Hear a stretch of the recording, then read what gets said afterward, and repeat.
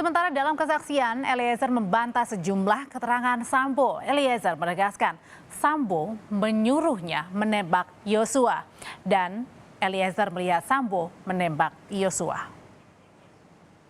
Pada saat di lantai 3 Rumah Saguling, Yang Mulia,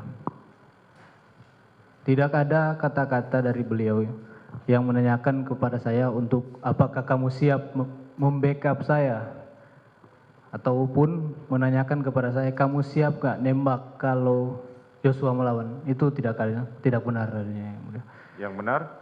Yang benar adalah pada saat itu beliau memerintahkan saya untuk menembak Joshua, dan setelah itu dia juga menceritakan kepada saya tentang skenario yang akan nanti dijelaskan dan dijalankan.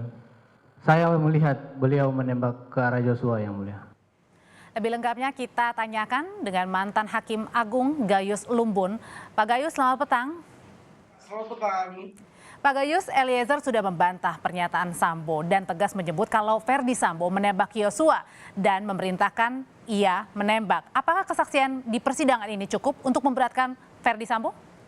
Tentu ada satu pihak lain yaitu ahli yang akan lebih menentukan. Dan hal ini kan ada forensik, balistik yang bisa mengukur apakah ada jumlah tembakan itu yang masuk dan keluar dari tubuh orang itu bisa diperkirakan 7 atau 5 kali. Tapi bagi saya begini, yang penting adalah ketika disebutkan FS ini ikut menembak, itu menembak orang mati atau menembak orang hidup? Ini pertanyaan. Karena sudah 4 tembakan yang didahului, dilakukan orang disuruh. Kemudian katanya baru ditembak lagi, itu ahli nggak bisa tahu itu. Itu ahli-ahli di kedokteran bisa melihat apakah orang ini memutilasi setelah mati atau memotong-motong masih hidup. Itu persoalan juga di bidang hukum. Jadi bagi saya itu perlu klarifikasi, tidak cukup hakim menanya seperti itu, kemudian jawabannya sudah penentu. Harus ada yang lain, penyanding. Meskipun jawabannya pada saat ditanya hakim, Sambo tidak mengakui kalau ia menembak, tapi pada saat jaksa menyampaikan barang bukti di situ sepertinya tanda kutip keceplosan ya bahwa dia yang menembak. Saya mendalami soal tembak ini. Apakah tembak mematikan atau hanya tembak? Oleh karena itu, ya disuruh pun perlu kita teliti. Disuruh tembak mati atau disuruh tembak saja. Kemudian setelah dia menembak, yang ditembak ulang oleh menurut keterangan dari pelaku ini, apakah menembak yang orang sudah ditembak dulu dan mati, atau dia menembak orang hidup, masih hidup. Ini perlu perdalam, ini keadilan. Ini mencari kebenaran yang material. Jadi tidak sekedar yang dijawab dan didengar, tapi dibuktikan, dan yang membuktikan ini hanya ahli. Ahli siapa yang harus diundang dalam hal ini untuk membuktikan tadi? Ahli ini yang mengenai forensik maupun balistik. Harus berbicara, yang tembak itu sudah mati atau belum ketika itu dapat diketahui. Jadi dalam tanda kutip adalah mengesampingkan terlebih dahulu untuk keterangan dari masing-masing saksi atau terdakwa, mengutamakan dulu keterangan dari ahli tadi ya, balistik dan juga forensik. Untuk mengejar kebenaran material harus tidak boleh dengan kata-kata saja, tapi dengan keahlian.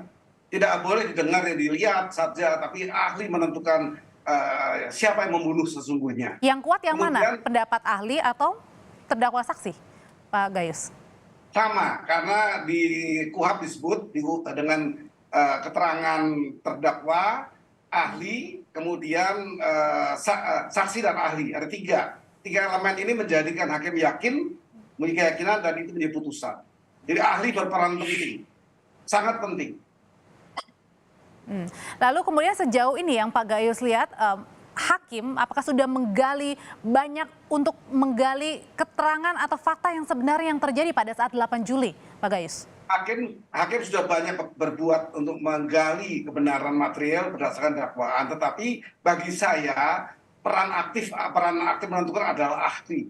Semua bidang didatangkan, seperti kopi beracun itu sampai berapa banyak itu dari Australia didatangkan untuk mengukur apakah keterangan ini sesuai dengan kebenaran yang material tadi dan akibatnya. Saya mengatakan kalau benar FS terdakwa utama dalam mendudukan saksi hari ini, belum terdakwa, belum keterangan terdakwa ini, baru saksi, menceritakan seperti itu, saya berpikir yang terkena kematian orang di sini, orang mati kan ditembak, tembakannya ada 7, yang diakui 5, kemudian 2, ketika 5 ini ditembak ke dada, apakah sudah mati belum? Kita kan bicara kematian ini, kita bicara pembunuhan.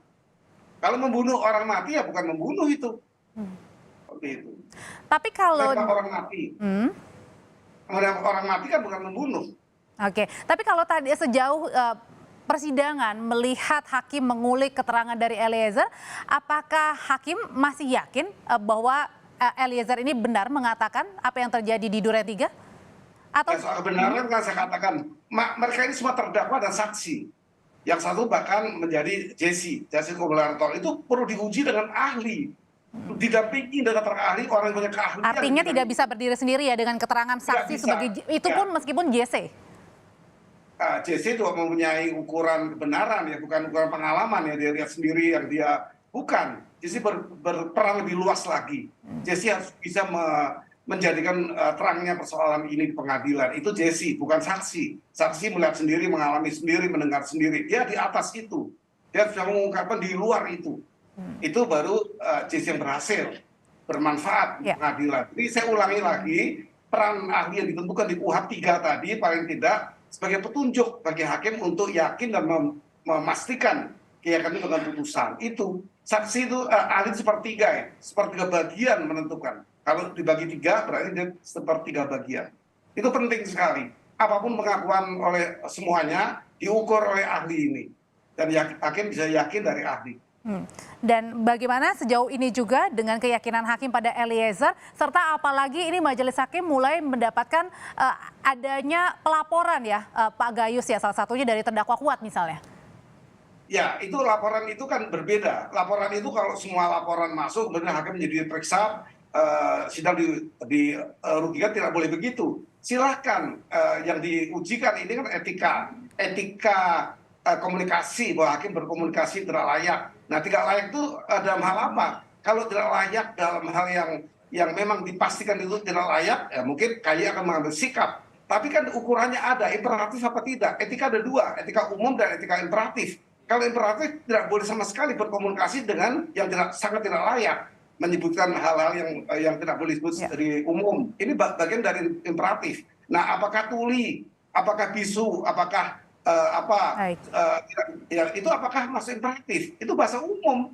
Itu kosakata yang umum itu. Hanya penggunaannya saja yang perlu diperhatikan. Jadi berarti ini bagi saya tidak terlalu menentukan mempengaruhi persidangan. Silakan KY untuk memeriksa, tentu dengan ahli bahasa juga. Semua sekarang kita perlu keahlian. Jadi tidak kepentingan pribadi. Di persidangan pembunuhan berencana bukan hanya saksi dan terdakwa yang bersaksi, tapi juga termasuk ahli yang dibutuhkan untuk bersaksi di sana. Terima kasih mantan Hakim Agung Gayus Luwu sudah berbagi informasi di Kompas Petang. Sehat selalu Bapak.